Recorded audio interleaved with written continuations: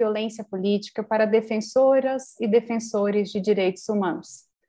Estão aqui comigo Luciana Pivato, advogada, defensora de direitos humanos da organização não governamental Terra de Direitos, e o professor doutor Antônio Escrivão, que é também advogado e atua na Faculdade de Direito da Universidade de Brasília. Nessa semana, o Comitê Brasileiro de Defensoras e Defensores de Direitos Humanos lançou um guia prático de proteção à violência política, e é esse o tema do nosso programa de hoje. Seja muito bem-vinda, seja muito bem-vindo, acoste-se no seu sofá, aumente o volume do rádio e vamos começar o nosso programa. Sejam bem-vindos, Luciana e Antônio. Por favor, se apresentem, façam suas considerações iniciais.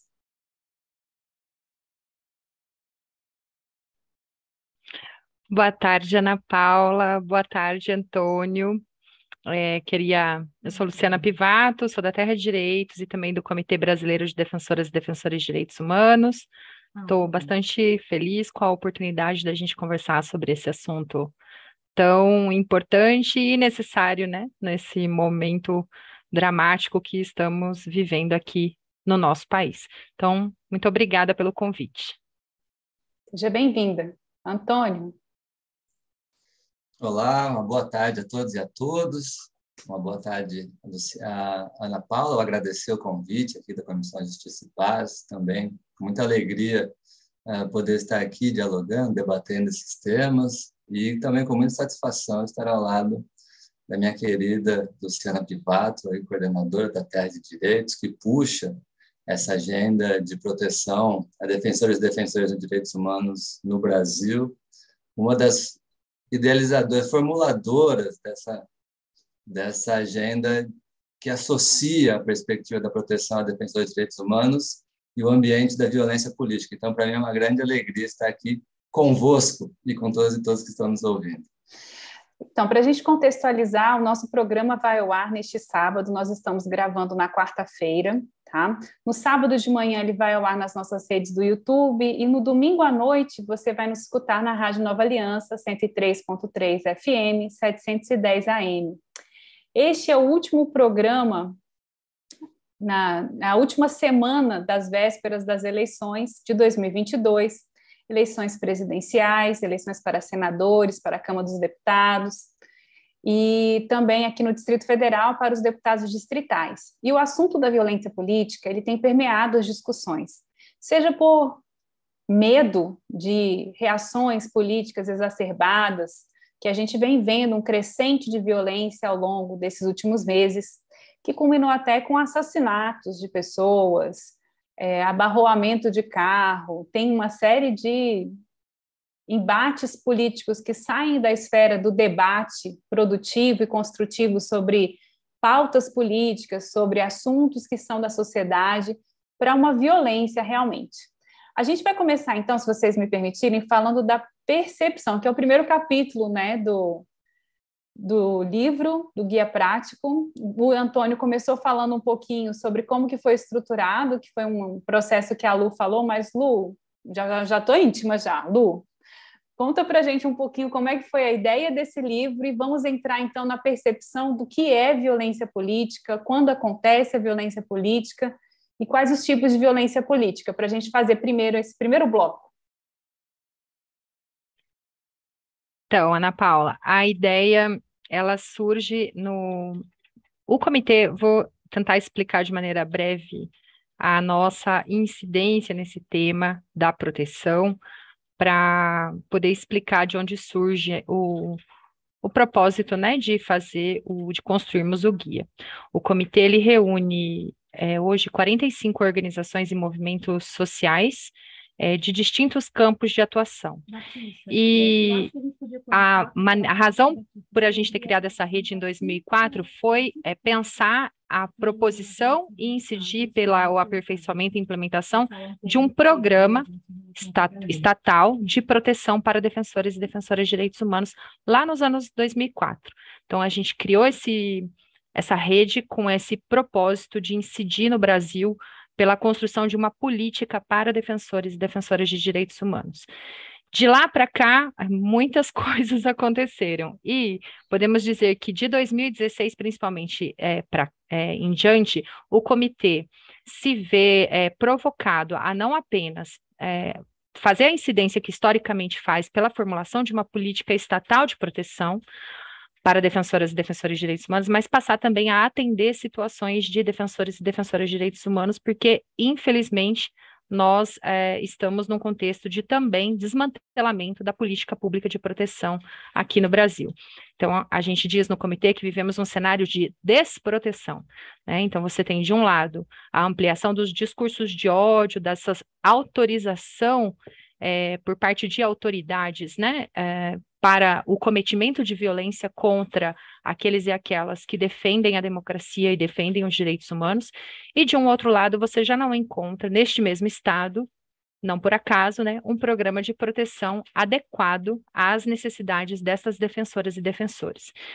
Então o comitê criou, com apoio de fundações internacionais e de doações, um fundo emergencial para acolher situações emergenciais de defensores e defensores de direitos humanos. E temos feito o acolhimento de situações como instalação de câmeras, instalação de grades de proteção, construção de muros, retirada de pessoas de seus territórios em situações urgentes de risco de morte. Então, medidas essas que, na nossa concepção, deveriam de ser atendidas, acolhidas pelo Estado, mas que, infelizmente, essas pessoas ou não sentem uma ambiência política, né, favorável a isso, ou não encontram mesmo respostas satisfatórias às suas demandas. E com a chegada do ano eleitoral, o tema das eleições passou a ocupar a agenda não só do comitê, mas do conjunto da sociedade civil brasileira, né, preocupada com a ampliação dessa violência contra as pessoas que defendem a democracia e os direitos humanos. A toda forma de violência que tem uma conotação política, nós denominamos de violência política. Então, a conceituação, ela pode ser vista né, é um tema até recente no Brasil. Vimos acumulando sobre isso, Terra de Direitos e Justiça Global lançaram recentemente uma pesquisa sobre violência política e esse desafio de até conceituar o que é violência política, mas é importante dizer que aqui, para o Comitê Brasileiro de Defensoras e Defensores de Direitos Humanos, importa a violência política sofrida por aquelas e aqueles que defendem direitos humanos e democracia. Não é toda forma de violência política, mas a esses sujeitos que nós dedicamos à construção desse guia. O guia, lá no comitê, nós encontramos uma série de organizações com expertises distintas na realização da proteção para defensores de direitos humanos. Nós, na Terra de Direitos, por exemplo, trabalhamos pela metodologia da proteção jurídica, que é uma proteção que pensa desde esta ação direta que eu me referi, até as medidas de não repetição, passando pela busca da responsabilização, pela investigação, né? Porque somos uma organização de assessoria jurídica popular. Então, a natureza da nossa ação orienta essa nossa metodologia de proteção. Outras organizações, que também compõem o comitê, como Cefêmea, trabalha a perspectiva do autocuidado, né, e do cuidado com os danos psicológicos, né, e com a violência psicológica contra defensoras e defensores de direitos humanos, especialmente as mulheres. Outras organizações trabalham a segurança da informação e pensam medidas de proteção para defensoras e defensores de direitos humanos que são violados no trânsito das informações nas redes sociais, né, que sofrem ataques de hackers, né, ou de haters, né, e pensam estratégias de como a gente transitar informações de maneira mais segura. Então, o guia, ele é esse conjunto de expertises que a gente encontrou no âmbito do comitê e também no diálogo com vítimas de violência política, assessores parlamentares, né, militância em campanha, pessoas que estão desenvolvendo ações políticas ou exercendo cargos políticos e que já são vítimas dessa violência e que se uniram conosco para contar um pouco das suas experiências, das suas atividades de proteção. Então, o guia é o resultado desse conjunto de iniciativas e se pretende ser um material de formação, de acesso rápido às pessoas que possam se encontrar em situações de risco, para que cada um e cada uma que tiver acesso ao material possam ter caminhos de como se manter na luta e com menos risco e vulnerabilidade.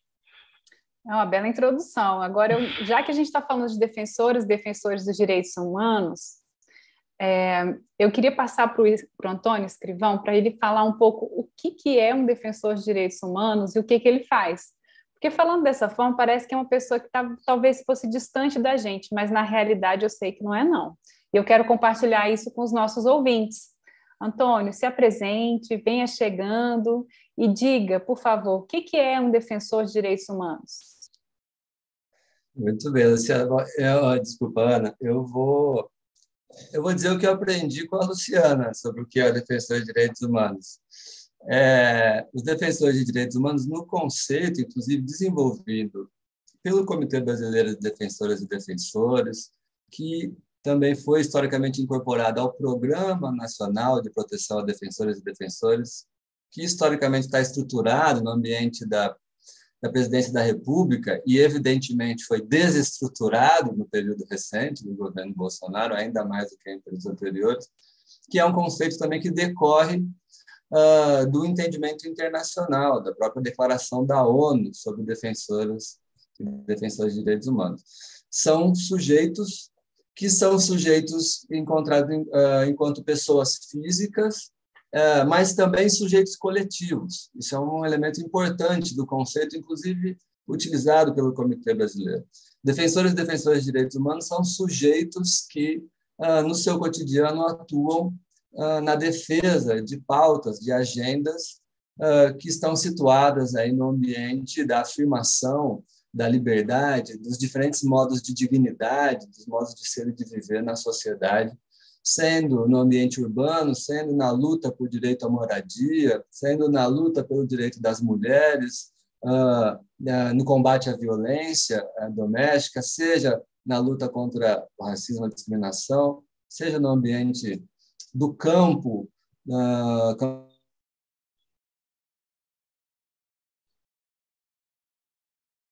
A gente travou? Foi ele que travou, acho que foi o Antônio. Então, eu vou retomar com você, Lu, depois vamos esperar ver se o Antônio consegue voltar, né? Gente, ficou um espaço aí, um silêncio, porque o Antônio travou aqui e não volta de imediato. Então, vamos voltar para a Lu. Lu, então, assim, potencialmente, qualquer pessoa que se identifica com esses direitos de liberdade, de solidariedade, de apoio às minorias, de defesa de direitos sociais, pode ser considerado um defensor de direitos humanos.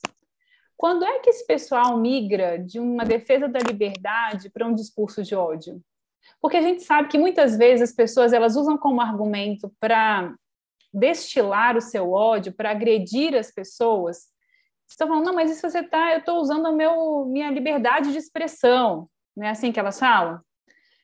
Qual é o limiar aí da liberdade de expressão e do discurso de ódio? Eu sei que é super complexo, os juristas não querem falar sobre isso abertamente, mas às vezes alguém que trabalha com direitos humanos e com defensores dos direitos humanos consegue fazer um delineamento mais pragmático. Assim, olha, coleguinha, se você passou daqui, você não vai conseguir, você não está mais num território de liberdade de expressão, você passou a fazer um discurso de ódio. O Tuco voltou. Oi, Antônio, você voltou, a gente começou a falar de outra coisa nesse meio tempo, enquanto você caiu, a gente já volta para você, tá bom? Eu vou aqui dizer que agora essa é a pergunta para o professor Antônio, mas vou me arriscar aqui numa parte da resposta, depois ele me ajuda. A gente já está aqui todo mundo íntimo, né? Olha, então, eu acho que o que as pessoas precisam compreender é que a liberdade de expressão não pode ser confundida e tampouco utilizada para justificar ações criminosas, né? Porque um discurso de ódio é um crime, né? A fala também é uma forma, uma ação com capacidade de ser capitulada como um crime, né? Então, quando você tem um discurso racista, você está infringindo uma norma que te proíbe e que não há uma outra norma que te autorize ao cometimento desse crime, né? Então, toda vez que a gente, talvez de uma maneira muito, muito simplista, né? Mas toda vez que você pensa em utilizar a ideia, a concepção de liberdade de expressão para justificar uma outra atuação preconceituosa, né, deslegitimadora, criminosa, você está, obviamente, diante de uma ação preconceituosa, deslegitimadora ou violenta, e não diante do exercício ao direito constitucional de liberdade de expressão, né? A gente, infelizmente, está subvertendo a ideia a razão pela qual se garantiu na nossa Constituição a liberdade de expressão, né?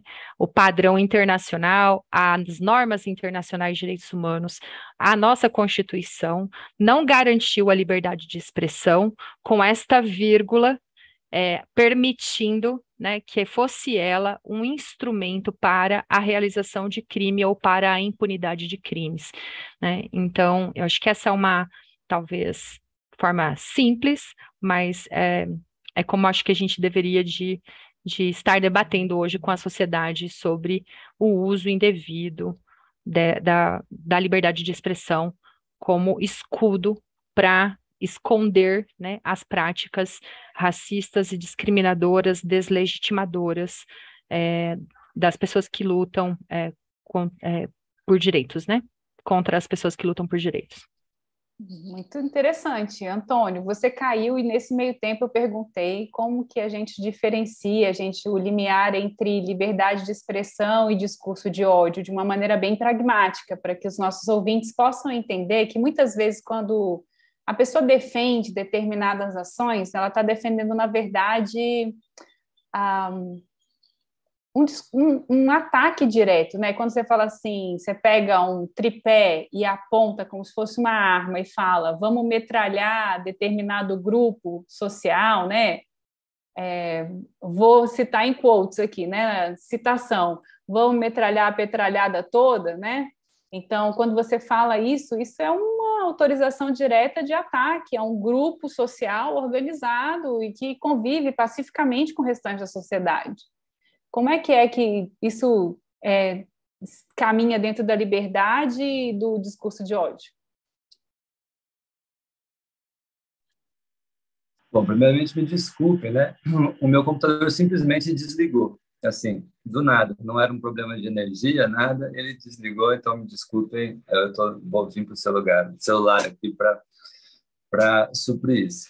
Sobre essa relação, acho que a Lu já colocou muito bem. Me parece que assim, uma forma de compreender é entender que a liberdade de expressão, ela não é absoluta, quer dizer, ela também encontra limites. Então, essa é uma fórmula que é bastante pragmática para qualquer pessoa, nessa proposta que você está colocando, Ana, quer dizer, de discutir um tema que tem uma complexidade, né, que tem uma complexidade teórica, conceitual, mas que a gente pode colocar, por exemplo, com exemplos na vida de cada um. A liberdade de expressão, ela encontra também limites, ou seja, ela não é algo absoluta, ela não é algo que pode atropelar todo o resto, tudo aquilo que a Lu colocou. A liberdade de expressão, ela não pode atropelar a dignidade das pessoas. E isso sempre parece muito evidente quando uma pessoa compreende a partir da sua dignidade. Geralmente, quem viola a liberdade do outro não para pensar nisso, mas e na sua esfera de dignidade? Tem algo que você também busca estabelecer um escudo, um limite para que ela seja atingida. Então, como a grande maioria, se não todos os direitos que nós conhecemos na nossa sociedade, na vida em sociedade, a liberdade de expressão também tem os seus limites. E ela, como a Lu colocou, não pode ser exercida para violar a dignidade de outra pessoa ou de grupos, como você também muito bem colocou. E entendendo também que o crime, como a Lu colocou, a liberdade de expressão não pode ser utilizada para a realização de crimes. Entender que o crime, nessa esfera, na sociedade virtual, mas nessa esfera de uma sociedade que vem se finalmente ou se descobrindo ou se reconhecendo racista, machista, misógina, LGBTfóbica, preconceituosa em relação às classes sociais, entender que em uma sociedade onde isso vem sendo revelado, o crime também pode ser praticado através de ofensas verbais, através de agressões verbais. O crime não é constituído, um crime não se constitui só com um dano ao patrimônio, com um furto, um roubo, com uma agressão física. Ele também se constitui através da agressão, da ofensa verbal, e essa é a esfera da invasão, aí quando a liberdade de expressão ela ultrapassa as fronteiras do seu limite. Pode ser constitucional, mas importa mais o social, que estão, claro, evidentemente, interligados. Isso era algo que no passado a gente podia pensar de uma forma, quando a sociedade era mais estruturada em comunidades menores, que você tinha uma história de relacionamento entre as pessoas que perdurava no tempo. Então, você não gostaria que a pessoa falasse algo para você, que depois aquilo fosse permanecer a convivência com aquele peso, aquele fardo dessa fala, né? Hoje, como a gente tem sociedades ampliadas, no sentido de termos megalópolis, temos cidades onde é impossível conhecer todo mundo, são comunidades mais dispersas, você tem um afrouxamento desse tecido social também. Mas eu quero voltar um pouquinho para o guia, e ele está dividido em 3 etapas: percepção do que é violência, proteção, o que eu posso fazer e o que devo fazer, e responsabilização, como denunciar ameaças e agressões. Quem quiser ler esse material integralmente, Luciana, como que pode acessar esse material? Qual é o site que consegue baixar esse material? Para a gente já deixar uma dica aqui para os nossos ouvintes, porque já o nosso programa da Rádio Nova Aliança, 103.3 FM, 710 AM, ele encerra e a gente continua nossa conversa nas redes sociais. Por favor, Luciana. O guia pode ser encontrado no site comitêddh.org.br. Lá ele está disponível gratuitamente para download para todas as pessoas. Nós também estamos fazendo uma ampla ação de divulgação do guia, então nas redes sociais e nos sites das nossas organizações, né, no Instagram da Terra de Direitos, no Facebook da Terra de Direitos, no site da Terra de Direitos, assim como das outras organizações que compõem o comitê, você também vai localizar o guia. Eu não ouvi a sua última pergunta. Essa minha última Deu uma falha para mim. Não, a minha pergunta era justamente onde que as pessoas podem encontrar, e assim, no guia tem uma parte número 3, do 3º capítulo, que é de responsabilização. Como eu faço uma denúncia? Eu, que sou vítima, por exemplo, como faço uma denúncia? Aí é muito importante dizer que o comitê, ele aliou a estratégia de construção e lançamento desse material, que é um material de formação, com também o lançamento e você vai encontrar no finalzinho do guia um número de telefone e também um e-mail para onde você pode, se você for um defensor ou defensora de direitos humanos, e a gente já viu que não é tão complexo assim se considerar um defensor ou uma defensora de direitos humanos, onde você pode encaminhar para o comitê essa denúncia dessa violência sofrida no contexto das eleições. Nós estamos recolhendo essas denúncias e construindo parcerias com espaços, especialmente da advocacia popular, da Defensoria Pública Democrática Compatível, né, dos espaços do sistema de justiça da OAB, do Conselho Nacional do Ministério Público e outros. Estamos nos reunindo com esses órgãos e tentando criar, e também com outras iniciativas que estão se colocando em campo agora para que a gente possa ter uma eleição, um processo eleitoral mais tranquilo, ou pelo menos com algum serviço de atendimento a pessoas que estão sendo vítimas dessas violências. Estamos construindo essas parcerias para tentar dar encaminhamento nos casos que a gente receber. Obviamente, nossas possibilidades não são muitas, mas a intenção é que a gente também possa, ao final das eleições, olhar como foi o cenário como um todo, né?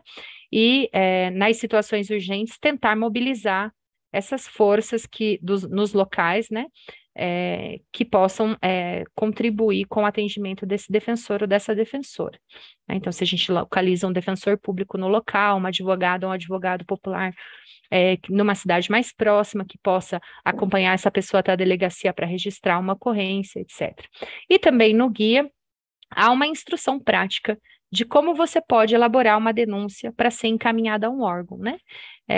Então, tem um passo a passo de como você deveria de contar essa história, né, a sua violência, para que ela não vá fazer parte lá dos números da impunidade. A gente precisa dar um primeiro passo, que é a denúncia, né? A formalização do que aconteceu com você, né? E depois o acompanhamento disso, para que exista a devida responsabilização dos autores e a gente saia desse ciclo sem fim, né, de que a impunidade alimenta essa perpetuação das violências, né? Então, eu vou repetir aqui o endereço: www.comitê-DDH, que é Defensores de Direitos Humanos, ddh.org.br.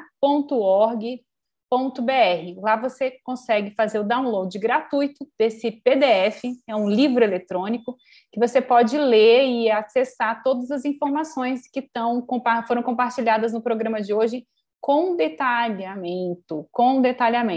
Lá tem um Ana e-mail Paula, no final. Oi. O e-mail, eu posso dizer o e-mail? Claro, O eu ia e-mail para envio perguntar, das não sei, eu denúncias? fiquei na dúvida, eu falei, meu Deus, lá vão eles receber uma enxurrada de e-mails, mas tomara que não, porque o que a gente quer com esse programa de hoje é principalmente defender a paz nas eleições. As eleições são um momento democrático onde nós, cidadãos brasileiros, discutimos as prioridades para o nosso país. É isso que tem que estar refletido no projeto político eleito. Então, a gente quer uma eleição que tenha paz, onde todas as vertentes políticas possam ser ouvidas e possam debater entre si, sem que isso se torne algo ofensivo. Então, esse é o nosso objetivo com esse programa também, além, é claro, de proteger os defensores de direitos humanos, que podem estar sob ameaça nesse momento tão delicado, onde existe uma autorização, de certa forma falando direta, né, para que o discurso político seja acalorado e seja levado às últimas consequências também, né? Então, a gente não quer isso não, a gente quer defender a paz nas eleições. Luciana, pode falar o e-mail, por favor? Então, se você ou seu movimento social estiver sofrendo uma situação de violência política, ou seja, essa violência que tenta impedir de você participar do processo político, você pode mandar o seu e-mail descrevendo o que está acontecendo para violênciapolítica, tudo junto, sem acento, @comitêddh.org.br. violênciapolítica@comitêddh.org.br. Então, a gente está chegando ao fim do nosso programa na Rádio Nova Aliança 103.3 FM, 710 AM, e eu quero pedir agora para o Antônio deixar uma mensagem final aqui para os nossos ouvintes, porque a nossa conversa continua nas redes sociais, no Facebook, no YouTube. Talvez a Luciana tenha que sair, Luciana, você está com a agenda apertada, mas vamos fazer um esforcinho para a gente conseguir continuar a conversa e tratar mais um pouquinho sobre esse guia prático da proteção dos direitos dos defensores de direitos humanos, a proteção contra a violência política. De toda forma, eu agradeço a presença de vocês aqui, a disponibilidade de estarem com nossos ouvintes, você que está nos ouvindo através da Rádio Nova Aliança, e lembrando que nós teremos agora na sequência o Evangelho comentado pela Simone Furquim, e no outro bloco continuamos a nossa conversa nas redes sociais. Obrigada, gente. Por favor, suas considerações finais.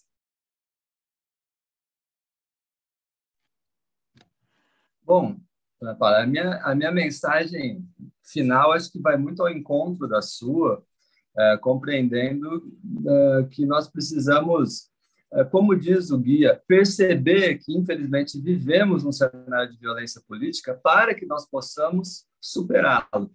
Quer dizer, fingir que ela não existe não é o caminho. Fingir que nós não estamos passando por um momento onde a violência é incentivada por um governante, por um candidato, não é um caminho que ajuda a lidar com esse problema. Então, minha mensagem é nesse sentido junto contigo, então. Temos que, infelizmente, admitir o que vem acontecendo, admitir que são diversas as formas de violência política, São diversas, admitir que existem públicos, pessoas que sofrem mais violência, com mais intensidade do que outras. Geralmente, as pesquisas indicam que são candidatas no ambiente de eleições. A violência política, a Luciana nos diz, ela está relacionada à tentativa de restringir, de dificultar o exercício de direitos políticos, como, por exemplo, participar de uma manifestação social para reivindicar direitos. Mas no ambiente das eleições, ela também se verifica, evidentemente, e ela é mais intensa contra candidatas e candidatos que defendem, que constituem parte da população negra, que defendem, então, pautas LGBT. Ela é muito intensa contra as mulheres. Então, isso é preciso ser reconhecido, para poder ser enfrentado e finalmente superado, enquanto uma sociedade finalmente livre, justa e solidária, como escreveram lá os constituintes no dia 5 de outubro de 88. Obrigada. Luciana, para os nossos ouvintes da Rádio Nova Aliança, uma mensagem final. Para quem nos acompanha nas redes sociais, a gente vai continuar o próximo bloco justamente falando um pouco dos relatos que aconteceram, as coletâneas de relatos de violência para a composição desse guia.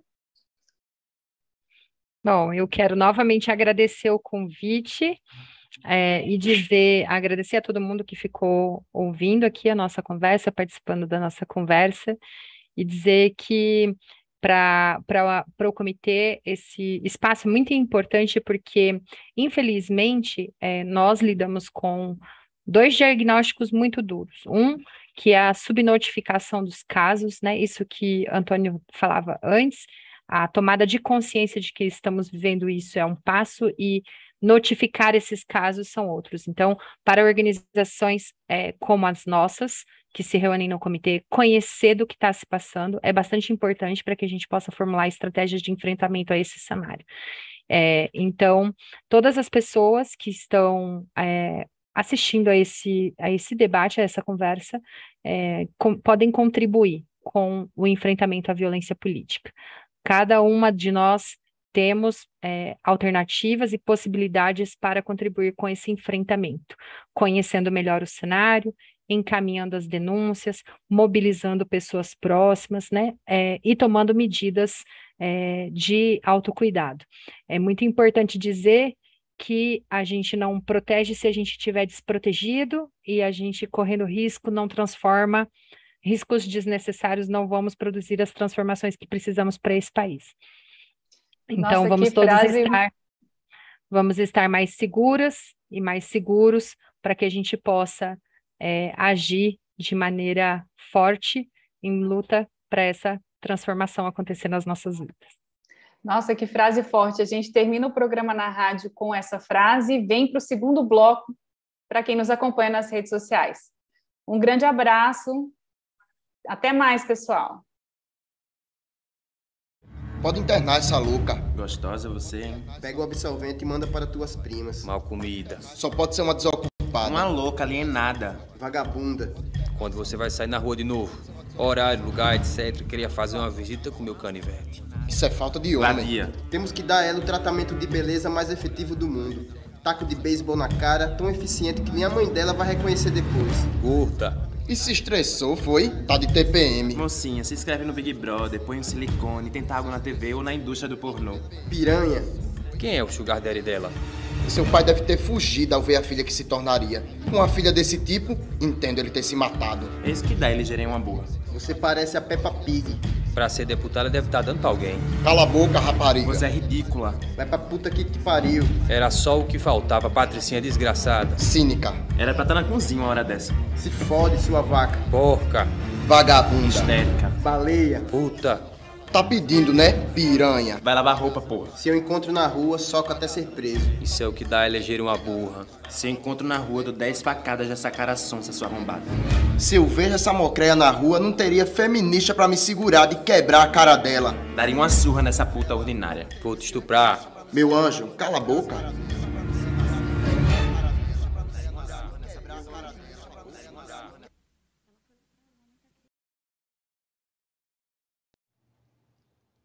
Olá, ouvintes! O tema hoje é sobre a violência política que acontece cotidianamente, sobretudo neste ano de eleições. À luz dos textos bíblicos, o que podemos conversar sobre isso? O tema da violência é um assunto que é rico para os fundamentalistas que utilizam dos textos bíblicos para legitimar o seu poder e ação de conquista à base do combate ao inimigo. Vimos isso ao longo da história humana. Governos totalitários usaram os textos bíblicos para praticar várias formas de violências em nome de Deus. Estamos no mês de setembro, mês que a CNBB dedica para estudar a Bíblia. E o estudo deste ano é sobre o livro de Josué. Infelizmente, o livro de Josué foi muito manipulado para praticar a violência em nome de Deus. Por volta do ano 1098 d.C., iniciou-se as cruzadas que exterminaram milhares de muçulmanos para conquistar a Terra Santa. Isto seguindo o livro de Josué. Mais tarde, em 1948, o movimento judeu conhecido como sionitas, porque vem do Monte Sião, que fica em Jerusalém, usou os mesmos textos para legitimar a invasão e tomada da terra dos palestinos e o extermínio dos muçulmanos que ali moravam há centenas de anos. Usaram o texto para combater o inimigo e conquistar territórios. E aqui no Brasil, os colonizadores invadiram as terras indígenas, habitadas há mais de 10 mil anos pelas tribos, e exterminaram seus povos, a partir também da leitura fundamentalista do livro de Josué, afirmando que o Senhor Javé, Deus dos exércitos, manda matar povos não crentes. As leituras bíblicas, que têm por princípio a legitimação da violência, estão totalmente desvinculadas do projeto de Deus. Devemos entender isso, sobretudo, nós cristãos que têm como horizonte o que Jesus Cristo nos ensinou nos evangelhos. Devemos denunciar toda forma de violência, sobretudo em nome de Deus e do evangelho. Não podemos aceitar pessoas no poder político que usam a Bíblia para pregar ataques contra seus opositores. Palavras de ordem como quero todo mundo armado, vamos metralhar os inimigos, se Jesus estivesse vivo hoje teria uma arma. Essas palavras têm consequências desastrosas, como estamos assistindo atualmente no cenário de disputa política. Só este ano, 2 militantes opositores ao governo foram assassinados por motivo político. Sem falar dos preconceitos contra quem é diferente para os padrões estabelecidos por aqueles que são pretensamente defensores da tradição da família e da moral cristã.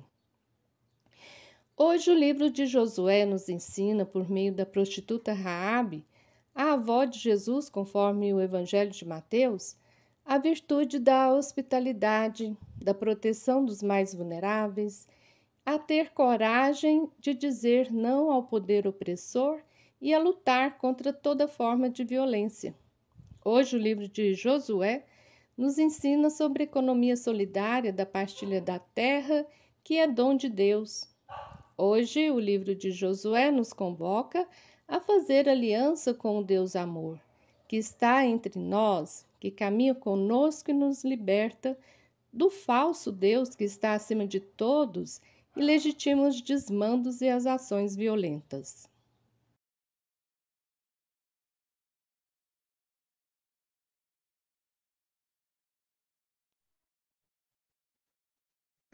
Olá, meus amigos e minhas amigas que nos acompanham pelo Facebook, pelas redes sociais, do YouTube.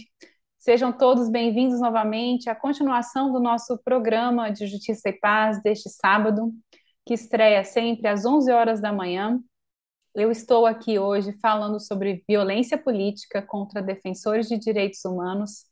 Foi lançado um guia prático, nós estamos dando continuidade ao primeiro bloco do nosso programa. E eu estou aqui com a Luciana Pivato e com o Antônio Escrivão Filho, e nós vamos continuar falando um pouco sobre como essa violência acontece. Esses dias eu assisti um vídeo que foi estruturado, a gente pode deixar o link aqui no nosso canal também, um vídeo que foi estruturado para mostrar como acontece a violência política contra as mulheres contra as candidatas mulheres e também contra as eleitas mulheres, deputadas federais.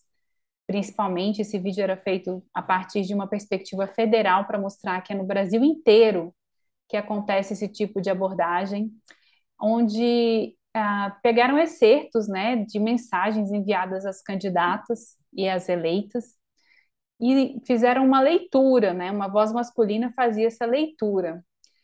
E eu tenho que compartilhar com quem nos acompanha que é absolutamente chocante. As pessoas não sei o que imaginam que se porque você está fazendo isso através de uma tela do computador, algumas condutas passam a ser permitidas. Mas assim, era desde xingamento até ameaça de morte, ameaça de estupro, ameaça de violência com taco de beisebol, umas coisas muito absurdas assim. E a gente sabe que isso começou, de uma certa forma, com um ataque que foi proferido contra Maria do Rosário pelo atual presidente Jair Bolsonaro, na época, então, deputado federal, que falou que não estuprava Maria do Rosário porque ela era feia, né?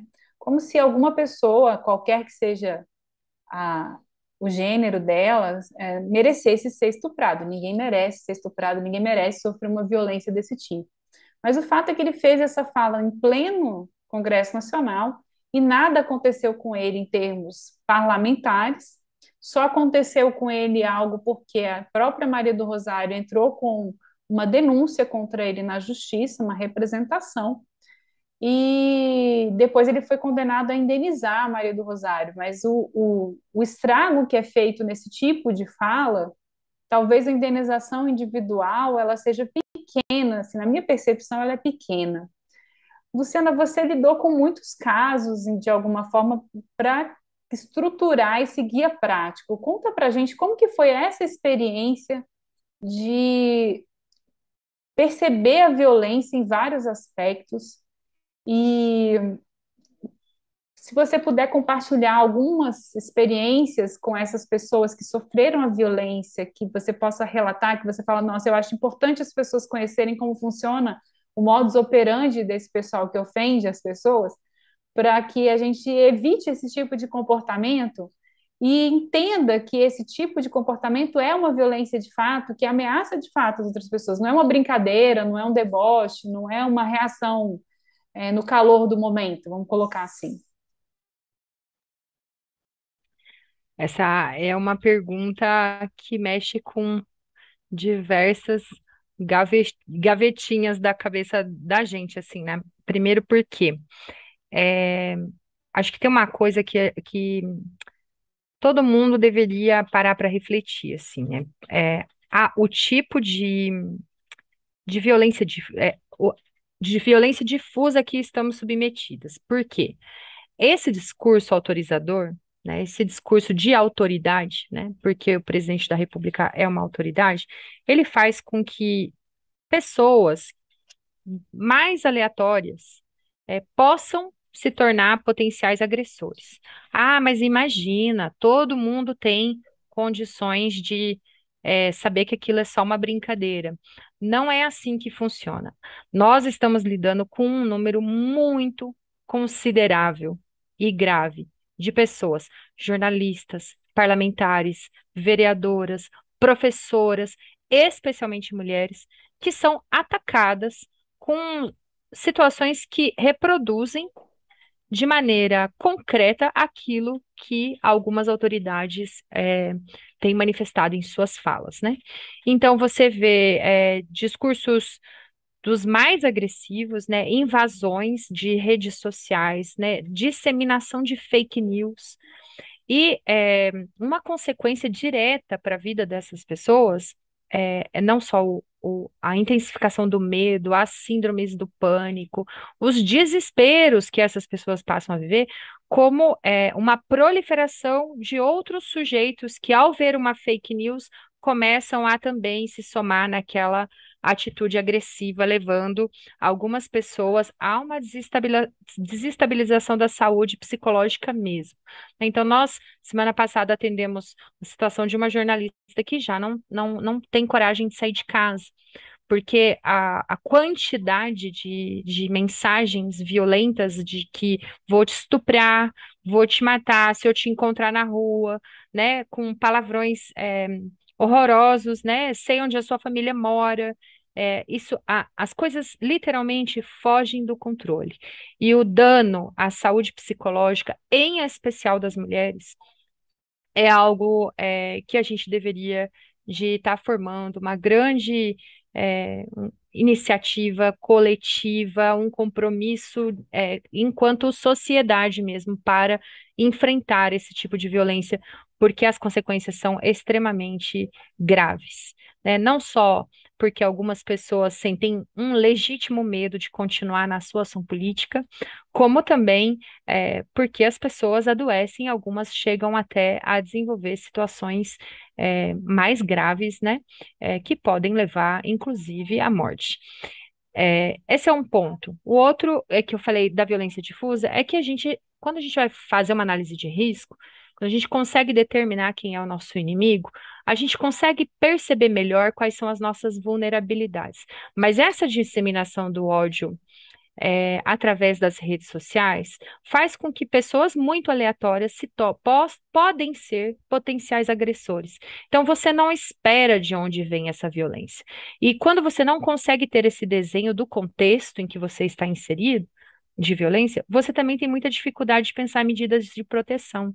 E é isso, a gente vê hoje vereadoras que andam na rua e, do absoluto nada, chega uma pessoa e diz: eu faço parte do grupo daquelas que vão te matar, né? Aí quando pensa que não, tem um carro seguindo, né? Ou seu filho na escola recebe um bilhetinho. Então, assim, de pessoas que inicialmente não são seus inimigos imediatos, vamos dizer, pessoas que estão mais facilmente identificáveis, aquelas que são opositoras e que na política estão fazendo oposição. São pessoas que andam na rua e que você jamais imaginaria que estaria com a sua cabeça manipulada para o cometimento de violência por conta dessa enxovalhada de agressões que a gente percebe no campo da internet. Mas quero finalizar dizendo que o atendimento dos casos também a gente precisa sair desse lugar de que são só ataques, a gente já falou, são graves. Não são só ataques virtuais. Os ataques virtuais são graves. Levam a danos, às vezes irreversíveis, né? Em relação à imagem, em relação à saúde.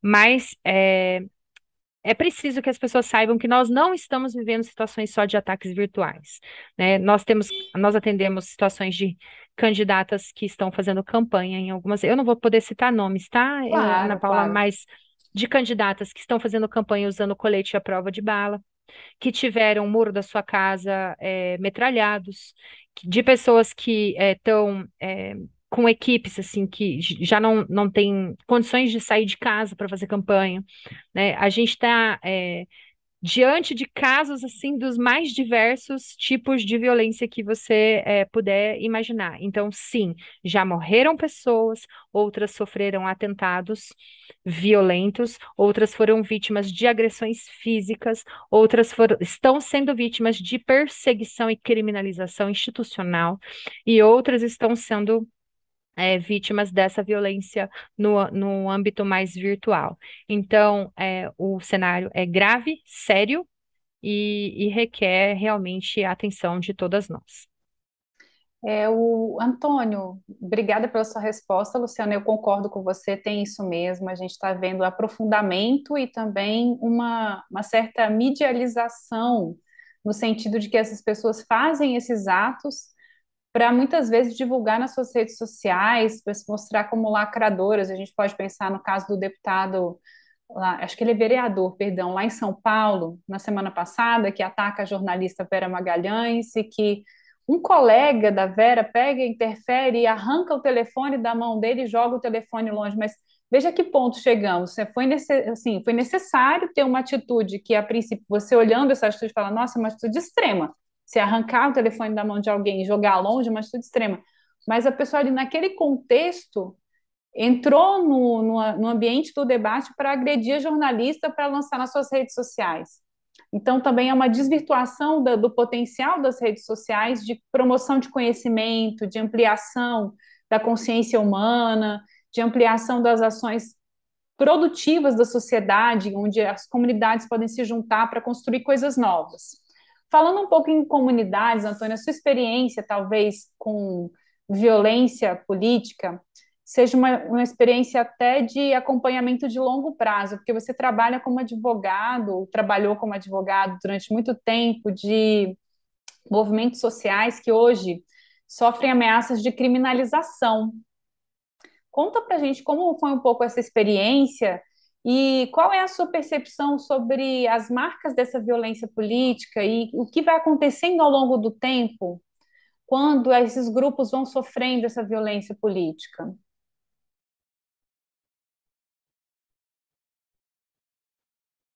Você está no mudo. Quem nunca?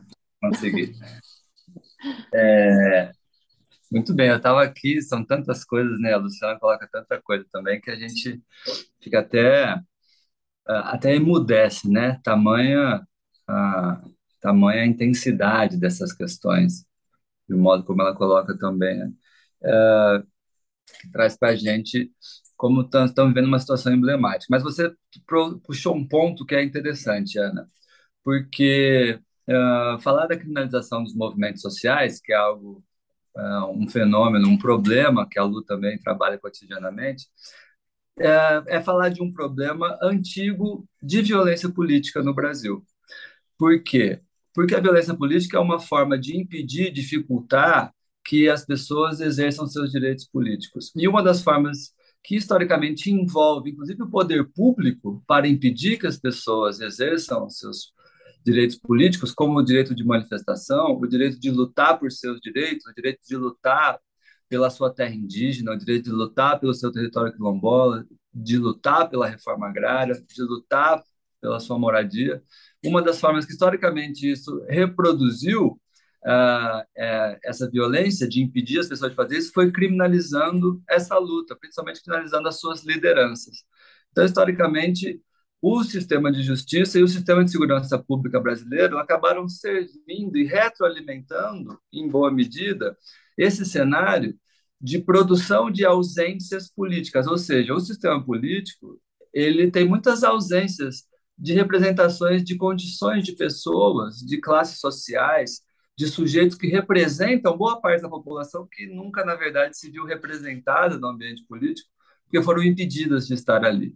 E foram historicamente impedidas através dos agentes do poder público e principalmente através das instituições de justiça e segurança pública. A criminalização significa atribuir a condição de crime a uma conduta praticada por alguém, mas atribui-se o sentido de crime àquela conduta que, em boa medida, ou não existiu ou não foi realizada com aquele caráter, o caráter de constituir um crime. Então, historicamente, a criminalização é uma forma de violência política que é tipicamente realizada por agentes públicos. Em boa medida, o guia também aborda essa questão. Então, é um dos fenômenos antigos também da dimensão de como a violência política se inscreve na sociedade brasileira e nas suas relações de poder.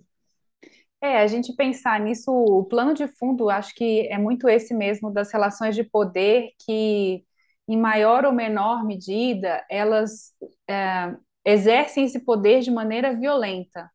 E o que eu percebo muito hoje é que, nesse contexto de redes sociais, isso deu voz e os algoritmos potencializam essa voz, porque o objetivo da rede social é você ficar imerso nessa rede social, e seria algo muito positivo se fosse um conteúdo que fosse edificador, um conteúdo que fosse contribuidor para a sociedade de uma maneira positiva, né? De uma maneira, até a palavra positiva às vezes me incomoda um pouco, mas de uma maneira construtiva mesmo, que promovesse um debate saudável.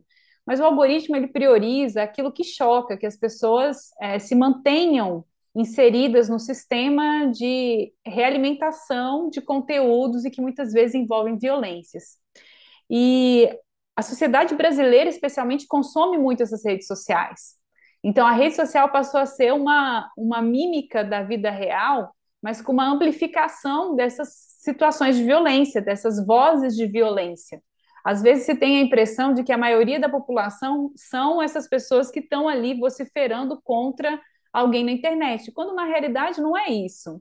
O que eu queria tratar agora, trazer aqui para a gente, é que, assim, é lógico que a nossa experiência nos endurece nesse sentido de que essa violência existe, a gente tem que percebê-la, ela é concreta, ela tem impactos na vida real, além da vida virtual, porque são pessoas de carne e osso que estão interagindo com ela, com essa violência, mas que a imensa maioria das pessoas, o que elas se interessam é promover a paz, são valores um pouco mais abrangentes, promover a paz, estar em contato com suas comunidades, viver em comunidades.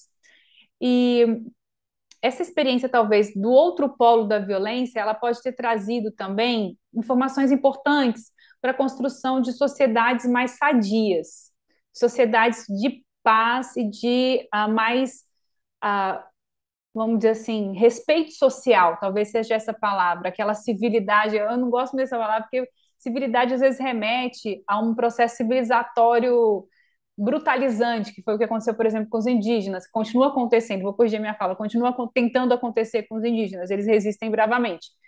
Mas se a gente pode tirar experiências positivas desse processo de violência e dessa reação à violência. Se nesse guia também, quando foi construído esse guia, se isso foi possível, Luciana, se foi possível ver como conhecer essa violência, entender esse processo de violência e se proteger dessa violência, se tem algo que pode emergir desse processo e contribuir para que outras pessoas não sofram essa mesma violência. Isso é uma coisa. E a segunda coisa é que a gente, lá no primeiro bloco, falou um pouco sobre o sistema de direitos humanos, de defensores dos direitos humanos, de proteção aos defensores de direitos humanos, que está sendo esvaziado e eliminado, né? Essa é uma política de Estado que está, assim, na minha percepção, está completamente parada e encerrada. Você, como especialista, como é que você entende que esse fato dela estar parada contribui para esse processo de aumento da violência? Ou se é um reflexo, vamos dizer assim, se é caminho lado a lado, entendeu? Algo para falar, assim, um pouco sobre isso.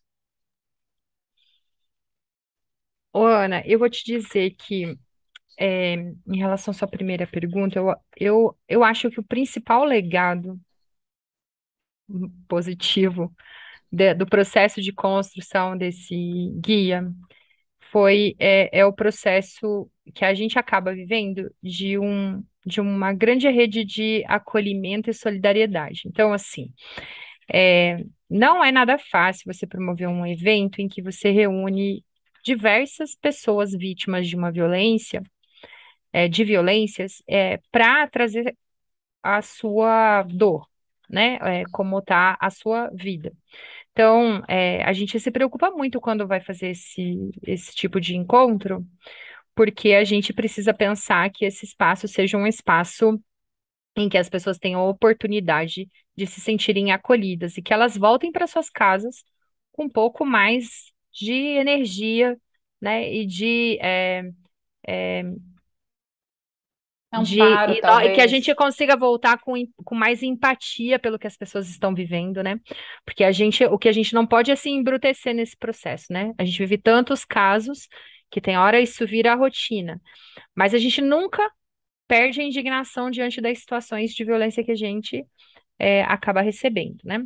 Então, esse momento, eu acho que foi um momento em especial muito rico, porque os retornos que a gente teve foram retornos positivos por exemplo, a gente tinha vereadoras que nunca tinham andado de avião, que nunca tinham estado numa reunião em Brasília para falar sobre o que estava vivendo na sua cidade. Porque a gente pensa muito nos polos, né, nas parlamentares, ou nos casos que são muito visíveis, né, que estão aí denunciados todo o tempo na imprensa por conta da sua gravidade ou de serem pessoas com mais acesso a veículos de imprensa e etc.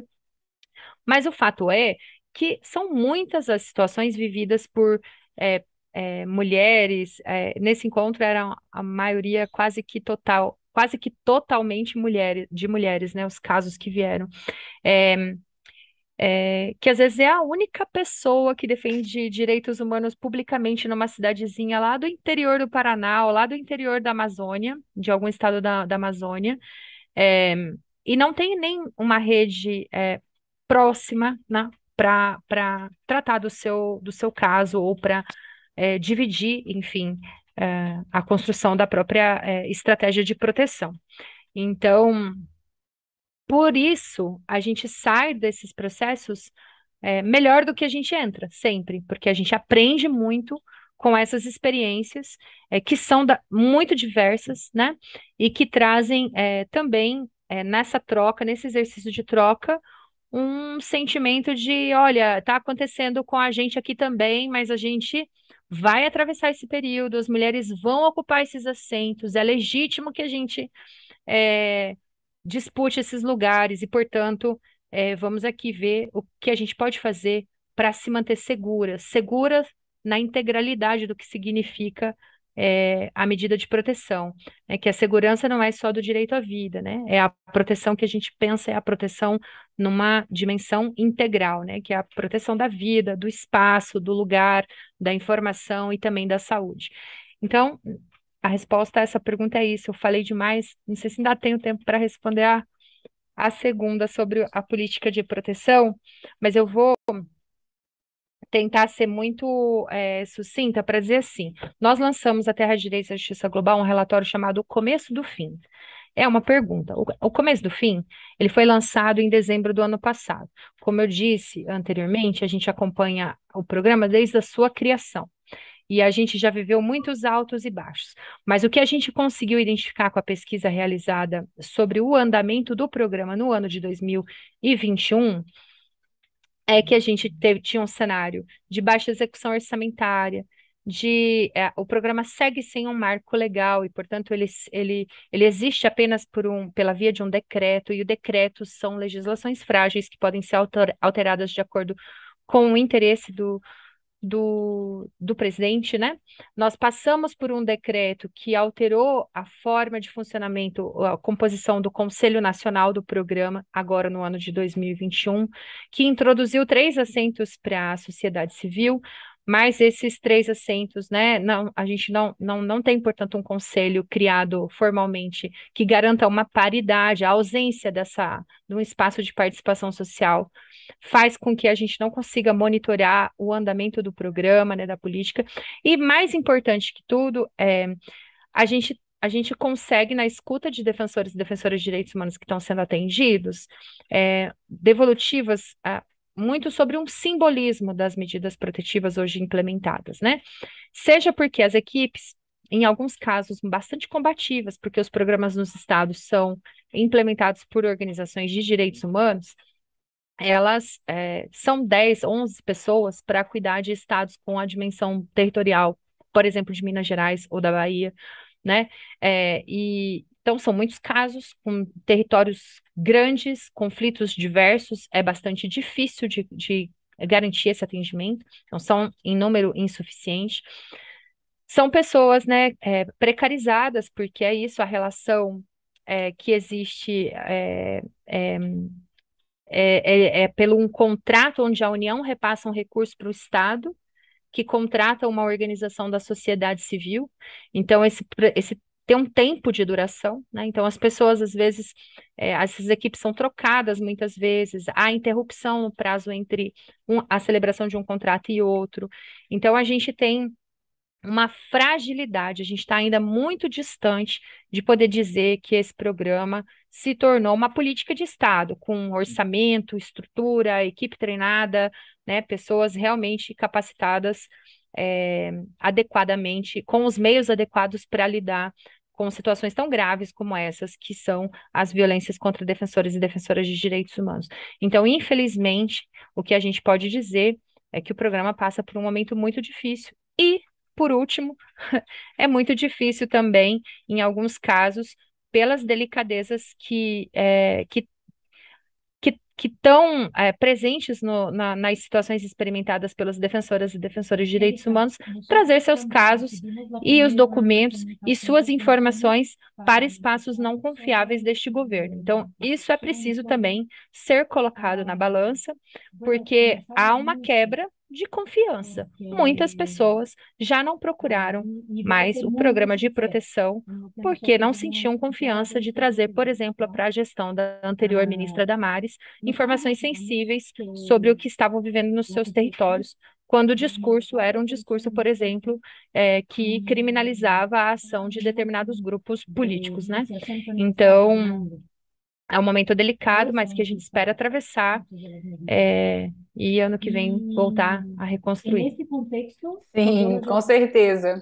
Antônio, um pouco pegando isso que a Luciana trouxe e contextualizando na sua experiência acadêmica, né? O que está acontecendo de pesquisas em relação a esse tema? Se você tem acesso a essas pesquisas e acompanha esse tema de uma maneira mais próxima, e se você acha que, nesse sentido, a extensão universitária, a própria vertente do direito achado na rua, como que pode contribuir para esse cenário de mudança de paradigma dessa realidade de violência? Como que a gente pode entender isso a partir da perspectiva do direito achado na rua? Bom, me parece que esse é um tema, mas uma questão interessante. É um tema em que pese a sua elevadíssima intensidade política e social, que diz respeito à nossa sociedade, como ela se constitui, como ela se enxerga, afinal de contas, se as pessoas podem ou não, não apenas viver dignamente, mas se elas podem ou não lutar pelos seus direitos, em que pese tudo isso, me parece que é um tema que tem pouca visibilidade, por exemplo, acadêmica.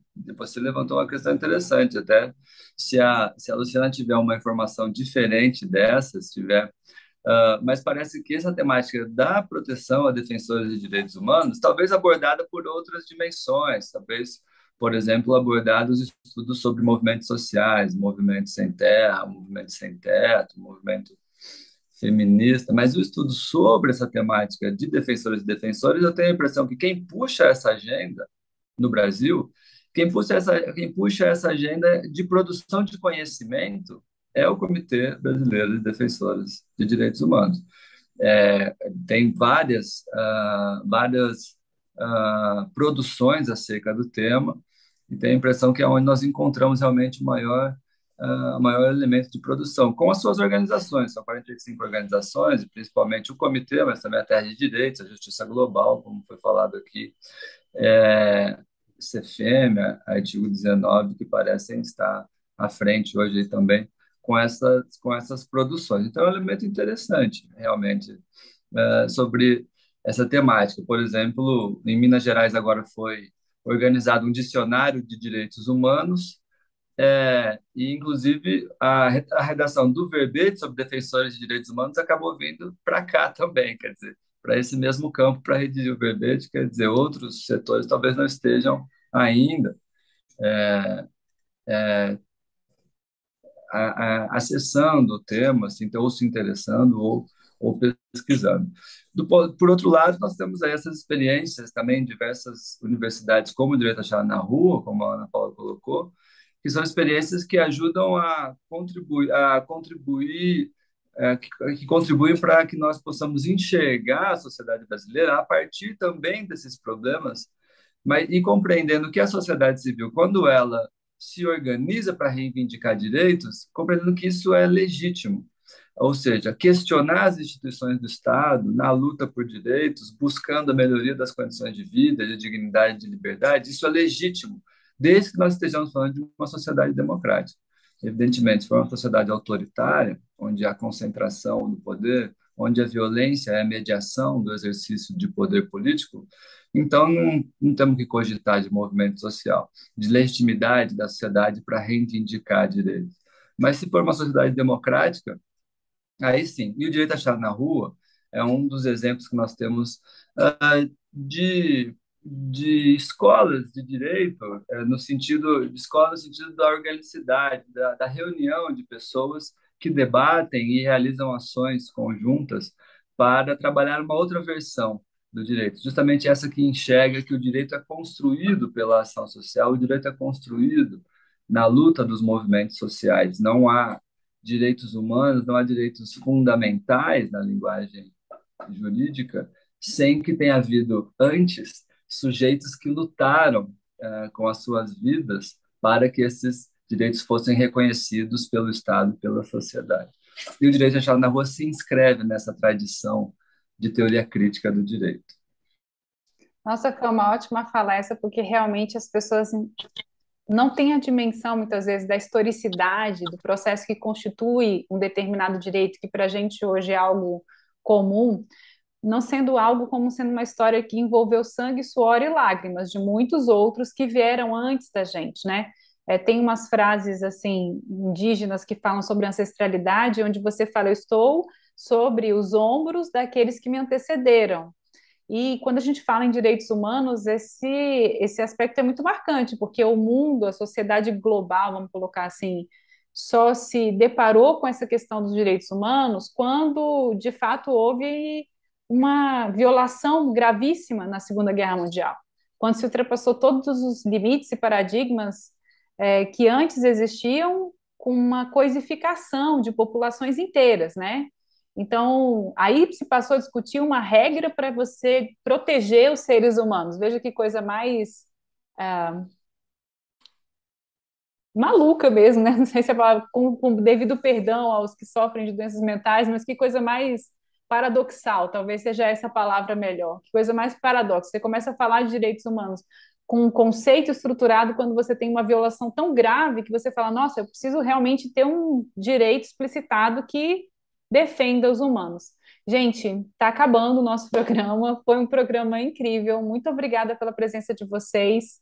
Deixa aberto espaço para considerações finais, para mensagens, para o que vocês acharem que tem que colocar nesse final, já agradecendo de antemão a presença aqui da Luciana e do Antônio nesse programa que falou sobre violência, mas uma perspectiva de buscar exatamente a paz e também a legitimidade no exercício de direitos. Vamos começar pela Lu? Vamos lá, Lu. Suas considerações Ana, finais. Ana Paula, eu quero mesmo agradecer novamente por essa oportunidade, assim, um debate muito relevante. A gente fica feliz pelo espaço, pedir a todo mundo que assistiu que possa nos auxiliar na distribuição do guia, né?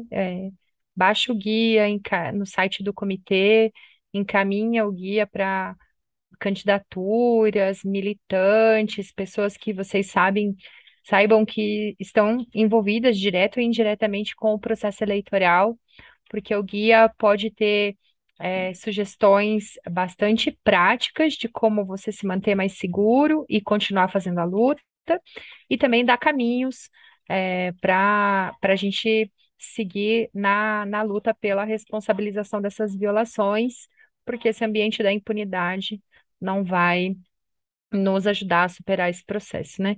Então, pedir a todo mundo que siga compartilhando o material para ele chegar na mão de quem precisa. A ideia é essa, que chegue nas candidaturas indígenas, quilombolas, de trabalhadores sem terra, das mulheres, né, da periferia, para que essas pessoas tenham na mão essa ferramenta, mais esse instrumento, com sugestões de como elas podem reconhecer, identificar e pensar medidas protetivas e de responsabilização. Então, muito obrigada mesmo e seguimos juntos na luta. Obrigada, Luciana. Antônio, suas considerações finais. Bom, também acho que agradecer em alguma medida, também celebrar esse espaço proporcionado pela Comissão de Justiça e Paz, a sua condução também aqui, Ana Paula. Foi muito legal a interação, o modo como captou os temas e provocou a gente para dialogar. Então, foi ótimo. Acho que nesse ambiente, nesse momento, nós vivemos elementos, temas, um debate da maior importância, entendendo também que o guia ele tem toda essa utilidade que a Luciana colocou para as candidaturas agora, mas ele se mantém no tempo por dois motivos. Um, porque ele está trazendo elementos de proteção em relação à violência política, e a violência política ela atinge dezenas de milhares de pessoas que lutam por direitos, e a luta por direitos ela se inscreve no exercício dos direitos políticos, a legitimidade para poder lutar pelos seus direitos. E segundo, porque, infelizmente, as pesquisas indicam que a violência política ela eleva de intensidade nas eleições também que ainda estão por vir daqui 2 anos, que são as eleições locais, municipais. E, então, infelizmente, esse tema tende a voltar a estar em voga e o guia fica aí já se antecipando também, para esse momento de agora, pelo período daqui até lá, e vai ser, infelizmente, lá também importante ser retirado da gaveta. Tomara que fique na gaveta, tomara que fique na estante. Como diria o Gonzaguinha no final do livro, no final do guia que está colocado, tomara que seja a memória de um tempo em que lutar por um direito era algo que matava. Tomara que o guia fique assim, na estante com essa memória. Mas ele está aí, então, e realmente é um instrumento importante hoje da luta por direitos no Brasil. Muito obrigado. Obrigada a vocês por esse encontro rico, esse encontro maravilhoso. A você que nos acompanha pelas redes sociais, obrigada por estar aqui também. Compartilhe esse vídeo com outras pessoas que podem ser auxiliadas por esse guia também, para que elas tenham ideia do que se trata, e talvez a gente faça um vídeo bem curtinho, já que a gente está nas eleições agora, recorta, faz aquele vídeo de 1 minuto, de repente. Vou falar com a minha produção aqui para ver se a gente consegue fazer um vídeo de 1 minuto com uma chamada para que as pessoas conheçam o guia prático de proteção contra a violência política, proteção dos defensores e das defensoras de direitos humanos. Um grande abraço, obrigada, gente. Fiquem com Deus. Tudo de bom.